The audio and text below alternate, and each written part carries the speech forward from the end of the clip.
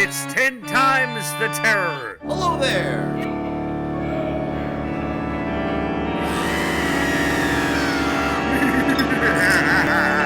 Getting old and senile. Hello and welcome to 10 Times the Terror. My name is James. And I'm Paul. I'm Danny. And today we're here to discuss Wes Craven's classic, one of my favorite films ever, Scream. Released 25 years ago, so we figured between that and the fact that we have a new one coming out next month, January, figure a good as time as any to revisit this film, because what better way to ring in the holidays than Ghostface and some dead teenagers. Yes, this is Scream. This was released, actually, we're coming very close to the actual anniversary because it was released on December 20th, 1996. This was a holiday release. I mean, Yeah, right. bring the whole family to this Yeah, one. right. Merry Christmas. Yeah, so I think we can go around and sort of give our maybe sort of, in broad terms, our thoughts on the films, maybe our personal history. Dad, I'd like to start with you because you probably would have had a better recollection of this movie when it came out, given that Danny and I were 5. So, Yeah, right. yeah, what do you think of the movie? Did you see it in theaters? And kind of Saw what it in was your impression of the sort of like cultural impact of the Yeah, film? no, I was very impressed with it, more so than I had been of any Wes Craven's earlier work, which I think was part of what at that time we were calling nihilistic horror. Mm-hmm. You know, where evil triumphs and there's just one tragedy after the other, and no matter what you do to Michael Myers or Freddy Krueger, they just keep coming back, and people are willing victims. The police seem inept. That and you're missing. You get muted and not existent. A critical person in my view of the horror film is the redeemer hero. That the horror film at its best is an allegory of the continuing conflict between good and evil on not just a physical historical level, but on a spiritual level. So you need to have a spiritual leader, spiritual guide, to really do justice to the films. And I didn't think that had been the case with Wes Craven.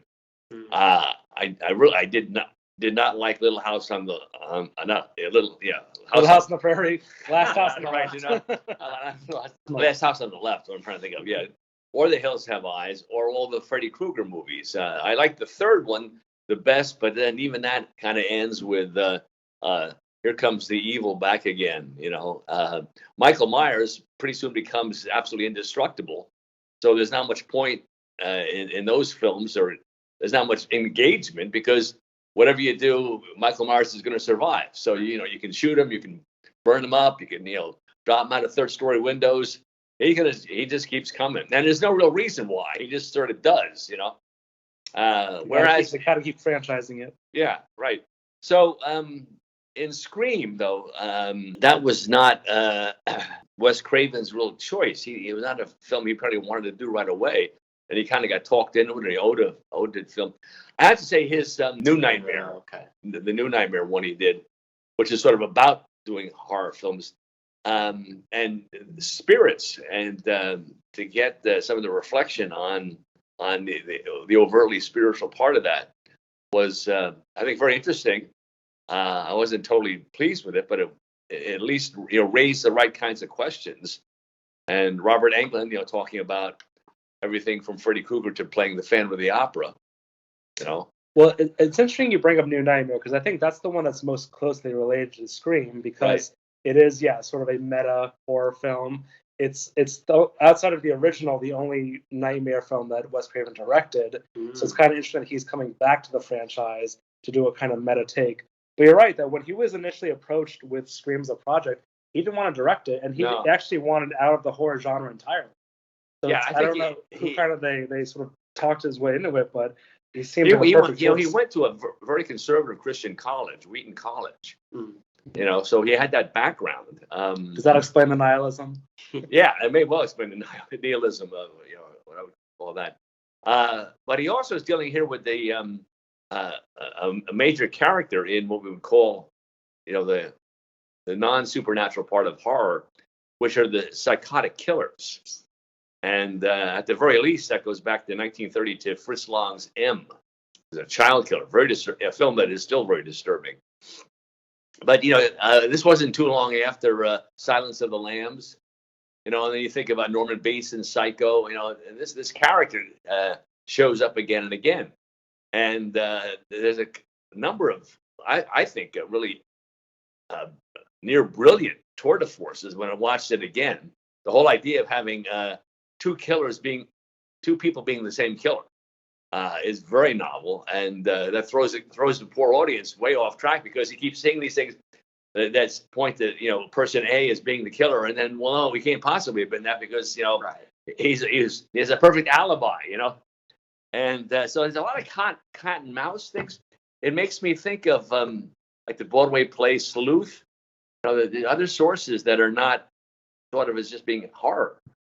But it is, it is very grisly. And what it does do is that it comments on and also participates in the horror symbolism, which is very rare. A cross-reference, believe it or not, would be Abbott and Costello Meet Frankenstein or Young Frankenstein. Okay, Which those are much more parodies. yeah, well, all right, they are, but so this is a parody too. When they're saying, "Don't say I'm good, I'll be back right away," it's clearly a That's what parody. they always say. Yeah, right.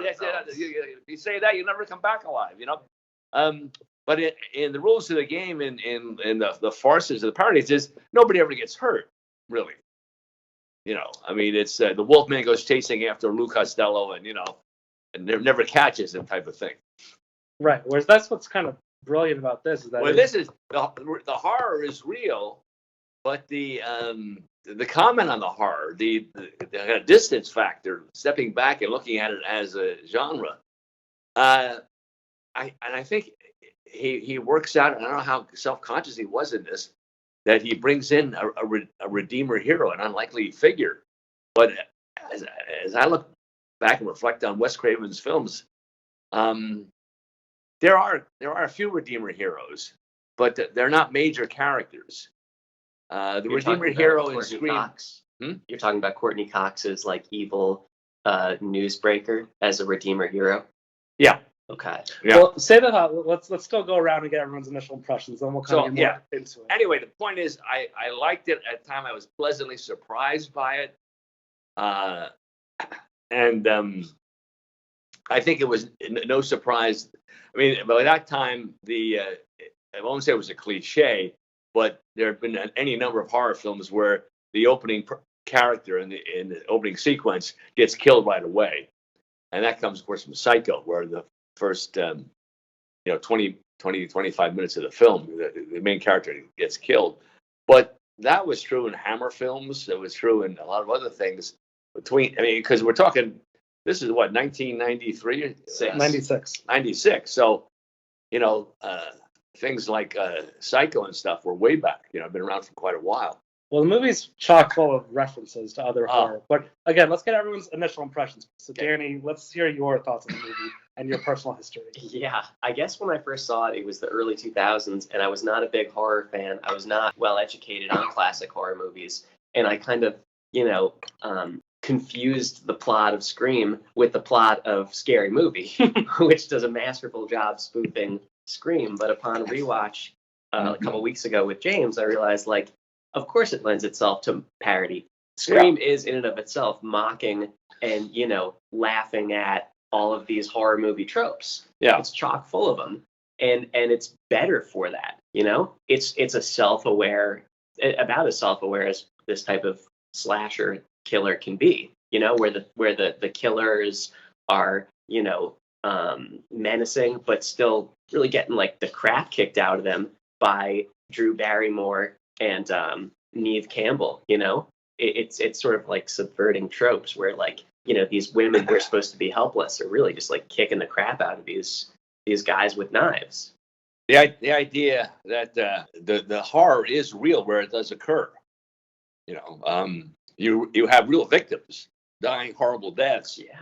So in that part, it's not a parody. Yeah, I think I first saw this movie either in high school or college. And again, it's one of those things where because of Scary Movie, the image of Ghostface and Drew Barrymore, it's so iconic that even if you haven't seen the movie, you're kind of familiar with it. And yeah, I again, you sort of know a lot of the movie from Scary Movie and the way it's been parodied. But I agree. I think that even though it's a very meta movie, it still works as a brutal slasher because, like you said, the threat is real. People are dying.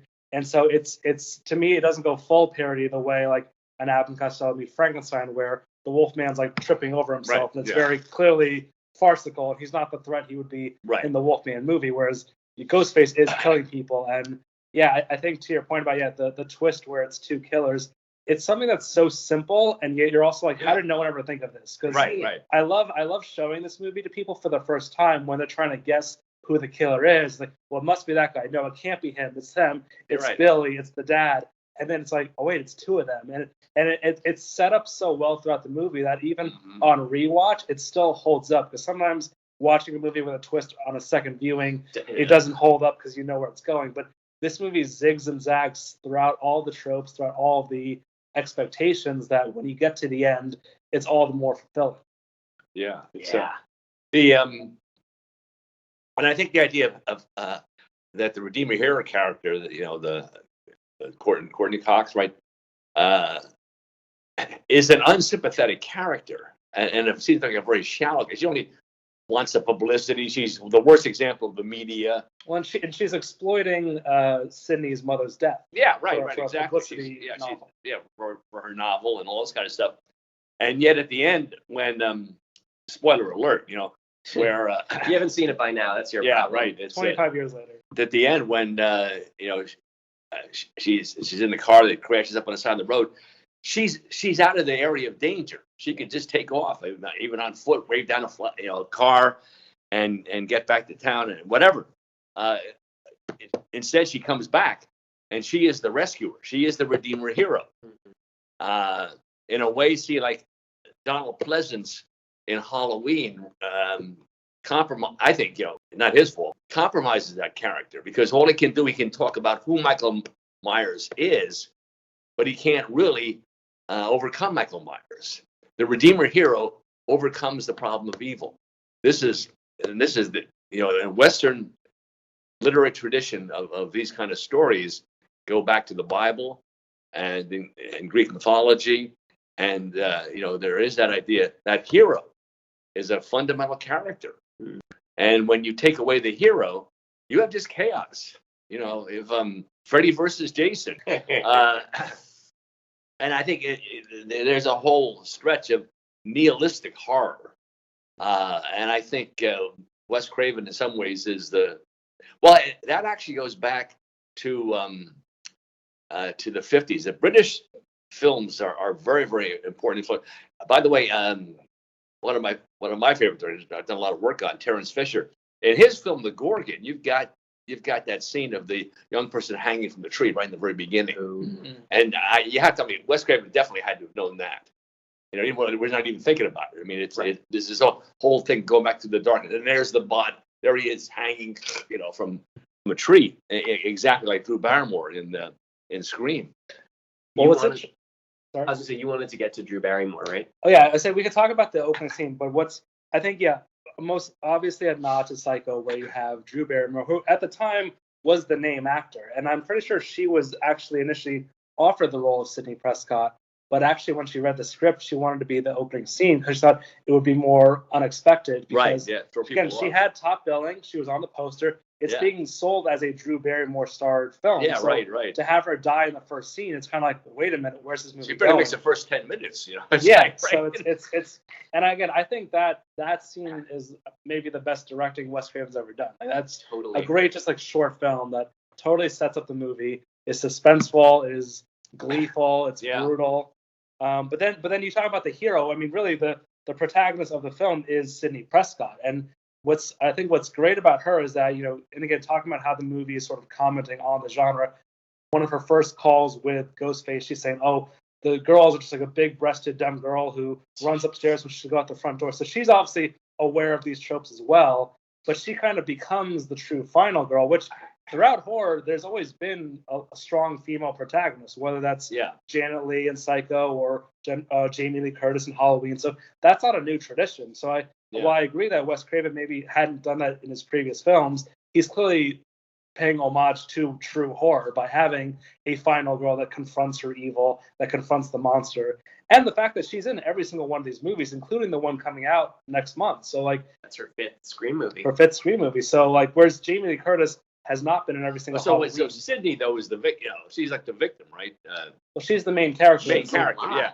But She's a lot of things. normally the main character is not the redeemer hero. No, but I'm saying she's the final girl. She's the final girl. She's the one that goes. But the toe-to-toe. redeemer hero is that brings in the who is the Von Helsing character, kind of thing. Right, but Sydney's the one that kind of endures Endures after and movie. survives and so forth, and is the archetypal victim too. Then But she has a lot of agency. I mean, she's the one. That Oh yeah, really no, confronts- but the archetypal victim. I mean, somebody who fights against the forces of evil. What I And maybe survives. I don't want to derail us too much, but what I like about Sydney is that she's a lot of things. Yeah. She is a victim, but she's also strong. Yeah, she's a strong character. Her mother's death is something that's it could be spelled out more subtly, but they don't really get into that until like 25-30 minutes into the movie. Her dark backstory with her mother's death, which turns out not only to be like typical teen movie reason for her to be angsty, but like a crucial part of the film. It's And going to cripple her whole life. of Yeah. course. But the first time we see her addressing that, she's like, she's not hiding. She just goes up and like clocks Courtney Cox's character in the face. Yeah. Yeah, right. She's not like a traditional damsel in distress. She's not meek No. or meager. And that's what I like about her. It's like she can play the role of traditional recognizable victim, but she's also like tough from the beginning. She has, Yeah. she has a Well, she's fire a to her. little bit like Yeah. Jamie Lee Curtis is sort of that in the Halloween Sure. franchise. Sure.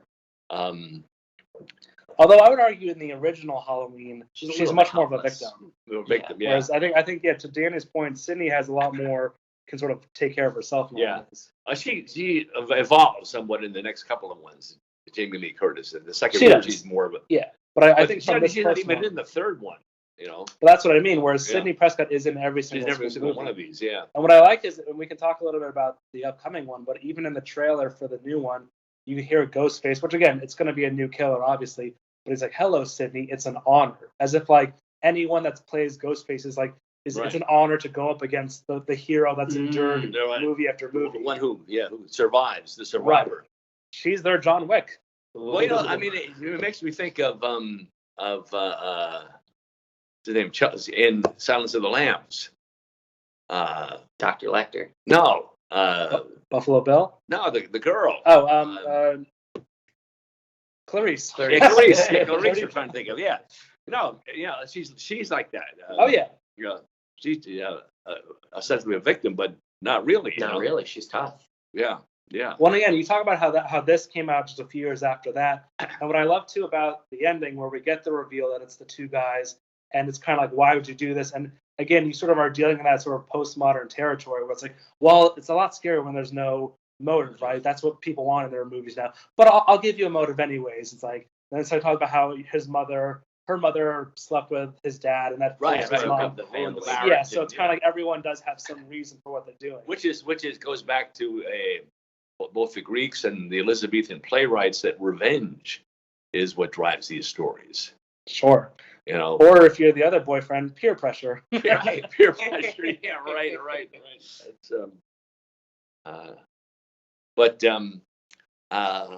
what's her name of place? Clarice. Jodie Foster. Jodie Foster. Yeah, she's a strong woman. Oh yeah. Definitely. I mean, she goes toe to toe with Bill at the end. So Yeah, right. Right. As well as Hector, Hannibal And Hector. again, I think these movies that are 25 plus years old, but when you look at movies now, you have a lot more. Even with like the new Halloween, you have a lot more of like the victim, the female victim confronting her monster, and I think like especially in like a Me Too climate, that like really registers in a strong way. But also, I mean, we can talk more about some of the. I mean, again, this movie is full of references, and I think as a horror fan, it's just kind of fun to unpack them. I mean, you have at the end Billy going like, we all go a little mad sometimes. Yeah, right. You have obviously Jamie Kennedy's character just spouting line after line. Yeah, right.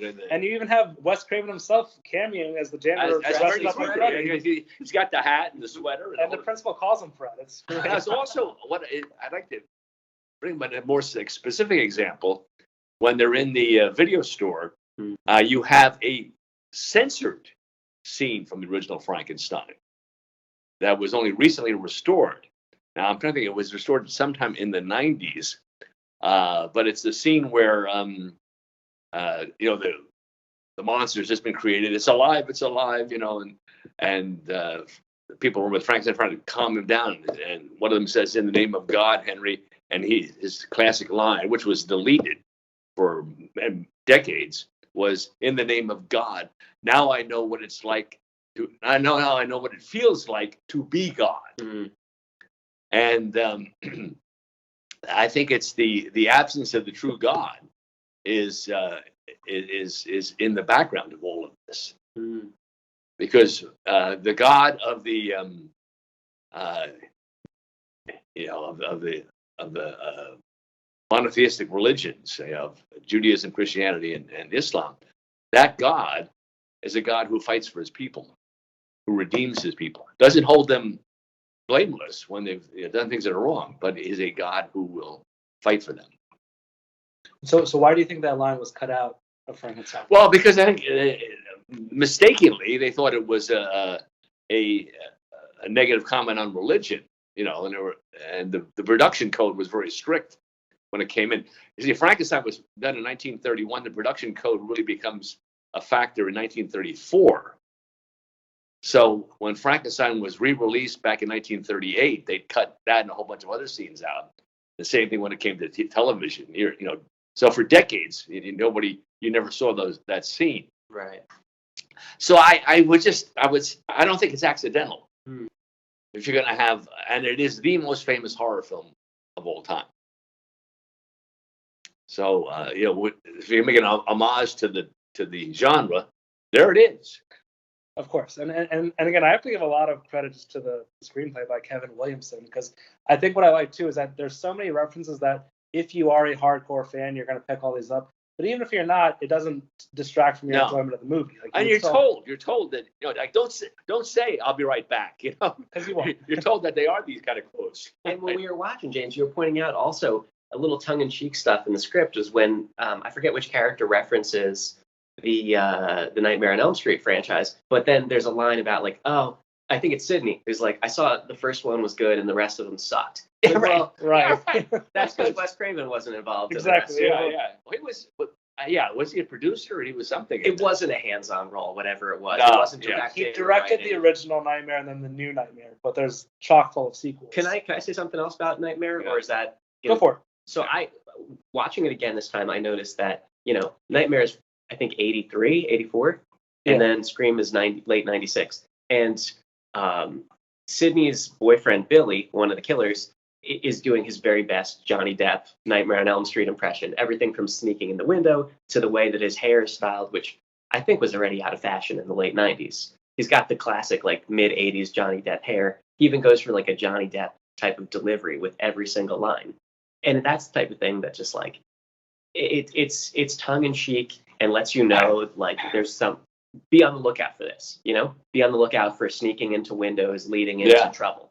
And I just like that when the director is playful, it really invites you to be part of the movie. Well, and one of the negative features of the nihilistic horror when it from its very beginning, which is really the first nihilistic horror film is a film called Horrors of the Black Museum, British film made in 1959, starring Michael Gough, who was Alfred in the first Batman movie, and there's in tons of these smaller B horror films and so forth.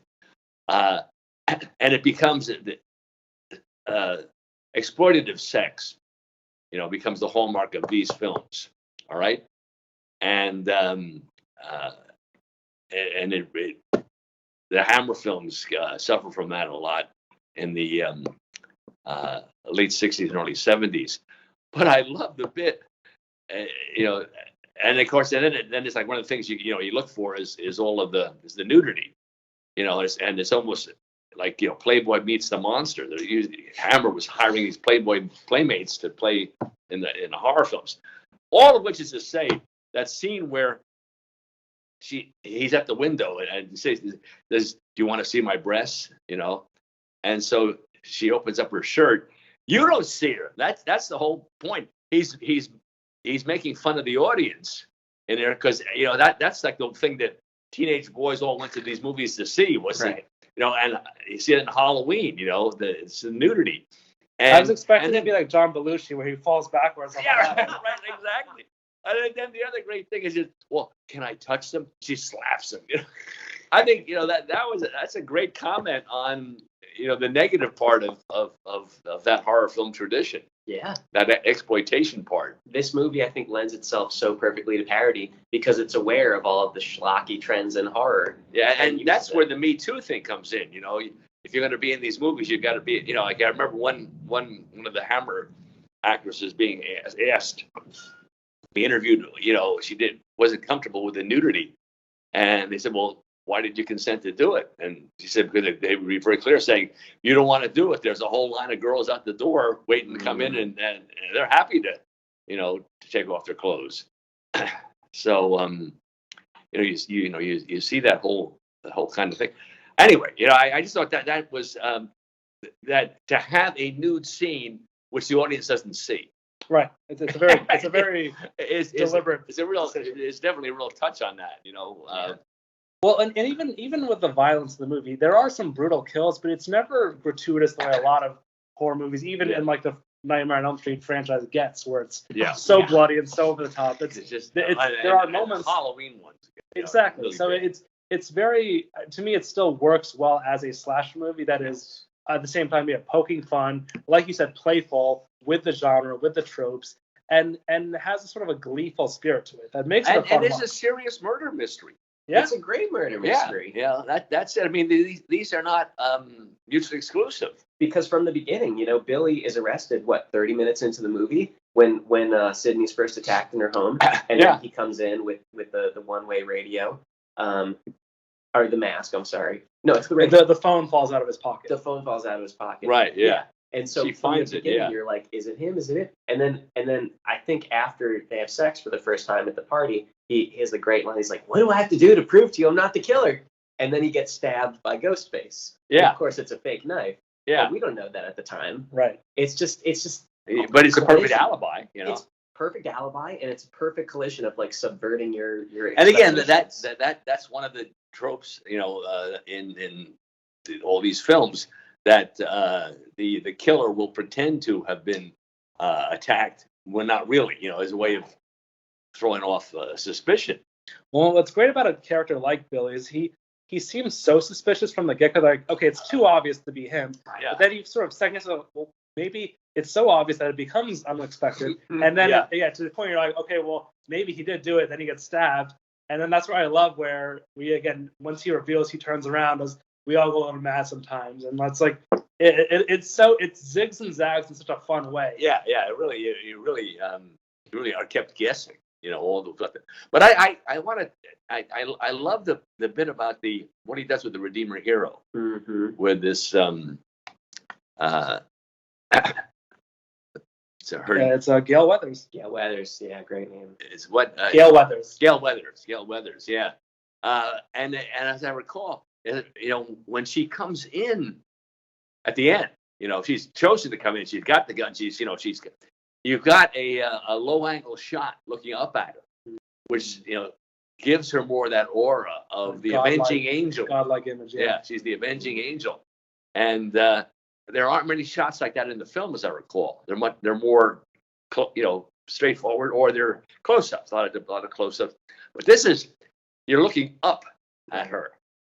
And it's interesting too with all the sequels, including the upcoming one, that both Courtney Cox and David Arquette are also two of the actors with Neve Campbell that appear in each movie.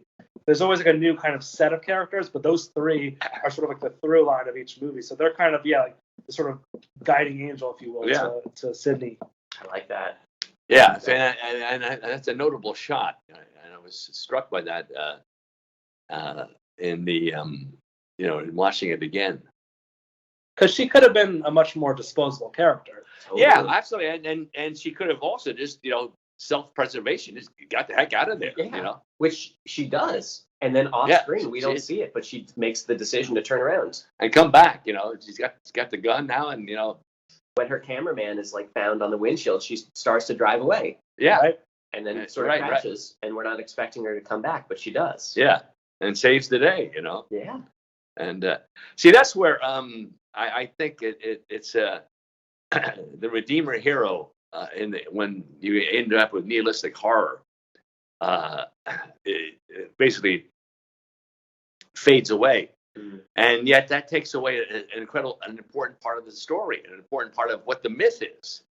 I mean, if you only have the Gorgon and you don't have Perseus, who's going to chop her head off, if you only have the Minotaur but you don't have Theseus, if you only have the Cerberus but you're not going to have Hercules, you lose that whole strong tradition. Yeah. Well, I think what also is just a very clever decision with this franchise is that because of Ghostface being somebody, it's always a new killer each movie, which in a way gives you the chance to then sort of defeat each Ghostface, but then have a new one for the franchise versus killing Freddy. Freddy comes back. Michael dies, then comes back. And same with Dracula. Jason's mom dies. Jason's here. Exactly. It's always the same killer. They get defeated, but then somehow resurrect. Whereas this, you're keeping Ghostface the killer, but it's a new person each time. It made me think a little bit, and you talk about this with both the role of Sidney and then Gale. Gale. It makes me think a little bit of the Hunger Game. Where you have a very strong woman, where you've got a tyrannical figure, an evil figure, and you've got all these obstacles that people have to go through, and there's a lot of death along the way. So those are not a horror film, but they're fantasy films set in a dystopian future, and you end up with Jennifer Lawrence emerging as the Redeemer hero, but also the victim. She comes out finally being the Redeemer hero by the third film. So what makes these films fascinating is that they're drawing on a bedrock of really an established tradition, and then at the best they can comment on that tradition or they add to it. At the worst, they kind of bail out. That was my feeling with The Last House on the Left. The original film of that, Ingmar Bergman's The Virgin Spring, is a very different kind of film with sort of the same plot. I would never have put those two together. That's interesting. Oh, it's clearly an adaptation of The Virgin Spring. Yeah, it's the same plot. Yeah, same story. And again, that the motivation in so many of these things is revenge. Yeah. If you take the if you look at them in the Bible, in the Torah or the Old Testament, the story of David, you have just revenge and revenge. His son Absalom, and all that stuff is so much that is motivated by revenge. And I agree. But what I like too with where Sidney Prescott's character sort of ends up is it is a form of revenge, but it's also a form of acceptance, especially with the death of her mother. It's kind of that's what she's been sort of has been grappling with the whole movie. So I feel like it's her confronting and defeating her monster, but also accepting what happened and kind of being able to move forward with her life, coming to terms with it. Yeah, exactly. Yeah. I like that. I do want to just briefly touch on the new one coming out, which is just called Scream, even though it's technically Scream 5. And briefly kind of mention the sequels.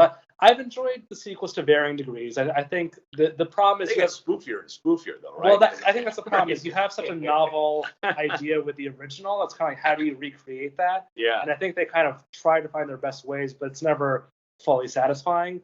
But what's interesting about this new one is that it's the first one in 10 years. It's the first one not directed by Wes Craven because he's passed away. I believe it's the team that did Ready or Not, a movie that I liked a lot. So I'm kind of interested to see if this is going to put a new spin on the franchise. Yeah. But again, you have Nev Campbell coming back. You have Courtney Cox and David Arquette. So it's a lot of the familiar faces. What if they will be playing the same roles? I assume they will. Yeah. But again, it's sort of like, what more can we add to the franchise? Yeah, right. That's interesting. I mean, one thing that jumped out to me from the trailer is that at the end, before the Ghostface says, "Sydney, it's an honor to meet you," is that there's that same scene of her closing a door, which looks very much like the door in the house party where It everything does. goes down, It right? does, right. Same heavy oak door. Right. And like something bad's gonna happen in some big house with a big heavy. What's door the like that. old dark house kind of symbol, Of which course.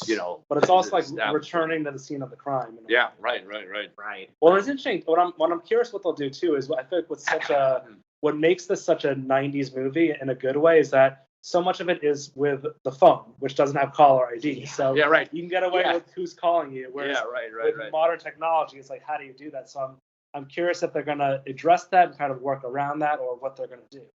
Mm-hmm. More often than not, you Well, gotta- you can't have an anonymous phone. So you can just buy a phone without any. But I don't it know, still opens registration or up. whatever, It yeah. still opens up like a lot of cans. People would like the issue of whether to trace. I don't know. Like they're recreating the Drew Barrymore scene in this one. They show that in the trailer with the new girl, I think called Tara. Not somebody we know, right? No, not a Yeah. famous actress, which should be Yeah. interesting. Mm. I think that girl was in You season 2, but yeah, not a well-known. No. Yeah, something where she's like locking the doors in her phone. So. Right, like modernizing like the terror of you can't get Yeah. out of your house. Right. Yeah. You're Well, the trapped. other thing too is with the web. I think you could do a lot with cell phones if they're anonymous. If you have an unregistered cell phone and it somebody's calling you, but there is no reference. Where and those calls can come anywhere, anytime. Yeah. You don't have to be near a phone. Right. You're carrying your phone with you at this point, and somebody is sending you messages without what is it, possible spam or what. But I think that they can do a lot with that. Yeah. I think the telephone stuff gets to be very it's an important thing. It kind of goes back to Black Christmas because a lot of that film is the killer calling his victims on the phone, and they know he's in the house, but they don't know where he is. Well, it goes back to Dial M for Murder, Hitchcock. Sure. Where the killer is calling on a phone. And then even more recently, you have like Ringu the Ring, where technology plays a role in how the prey gets attacked by the predator. And it almost becomes that the technology creates new opportunities for these spirits or monsters or whatever. Sure. Yeah. Sure. Okay, well then I guess kind of wrapping up, do you want to give some final thoughts, final impressions?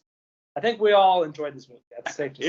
Yeah, it is. I think it's very novel, and I think it also reestablishes the tradition by having the Redeemer hero, part clearly delineated, but in a surprising way, So right, you both have the tradition and you have a new take on it, which is really makes an interesting film. Yeah.